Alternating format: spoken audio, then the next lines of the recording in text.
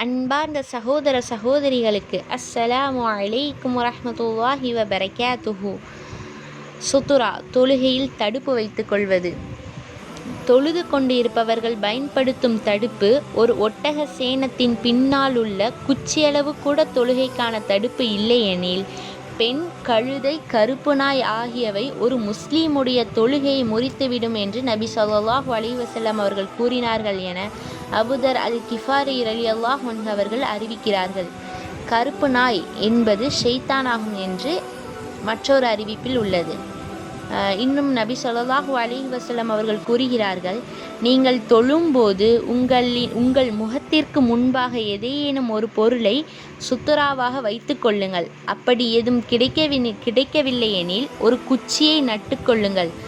எதுவும் கிடைக்கவில்லை எனில் ஒரு கோட்டை கிழித்து கொள்ளுங்கள். பின்னர் தமக்கு முன்னால் நடந்து செல்பவரால் தமக்கு தீங்கு ஏற்படாது என்று நபி ஸல்லல்லாஹு அலைஹி வஸல்லம் அவர்கள் கூறுகிறார்கள் என அபூ ஹுரைரா ரலியல்லாஹு அன்ஹு அவர்கள் அறிவிக்கிறார்கள்.